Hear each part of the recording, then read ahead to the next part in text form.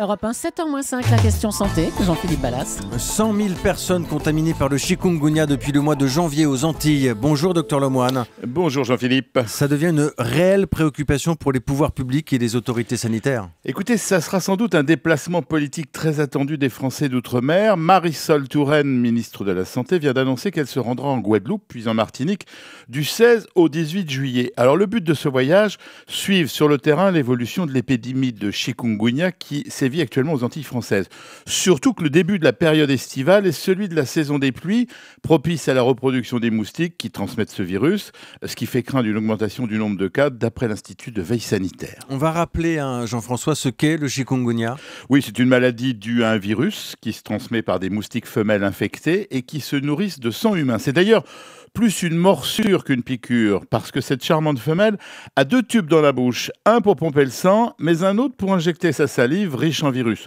Les moustiques, eux, s'infectent en piquant un homme ou un animal infecté. C'est donc un vrai cercle vicieux. Je vous rappelle les chiffres de l'épidémie 2006 à La Réunion. Là, oubliez ça, 244 000 personnes atteintes, soit un tiers de la population de l'île, avec 203 décès, ce qui explique l'inquiétude des Antillais. Mais c'est vrai, Jean-François, qu'on en avait beaucoup parlé il y a quelques années, du chikungunya, puis on avait l'impression qu'il avait disparu. Pourquoi la maladie revient aujourd'hui ?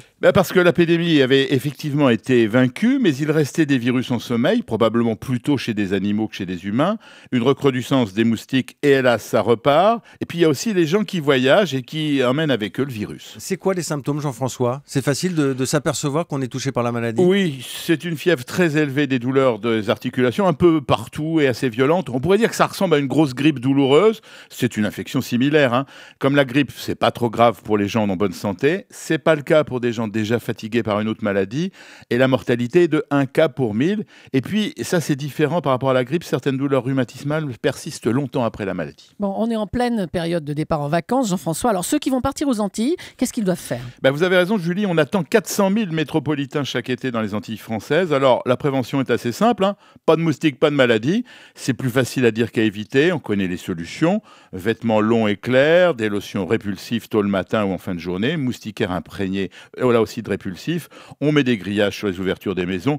Il n'existe pas de traitement antiviral spécifique. Ça sert donc à rien de prendre des médicaments en prévention. Et ça se déclenche instantanément, Jean-François ? On sait tout de suite qu'on est atteint, qu'on s'est fait piquer par le mauvais moustique, ou il faut être vigilant à son retour après ? Les deux, on sait qu'on s'est fait piquer par un moustique. L'incubation dure de 4 à 7 jours en moyenne. Donc, on va dire logiquement, après 2 semaines, s'il ne s'est rien passé, c'est que le virus n'est pas entré. Pour les plus inquiets, qui sont certains d'avoir été piqués en zone épidémique, il existe des tests. Et si on a été piqué, ça se traite comment ? C'est simple, on donne des médicaments contre la fièvre ou les douleurs qui marchent plutôt bien.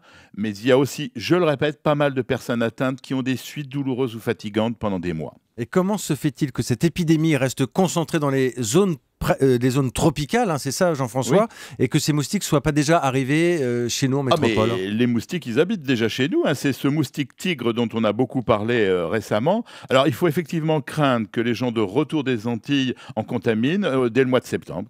Merci Jean-François Lemoine. La question santé du docteur Lemoine tous les matins à 7h-5 sur Europe 1.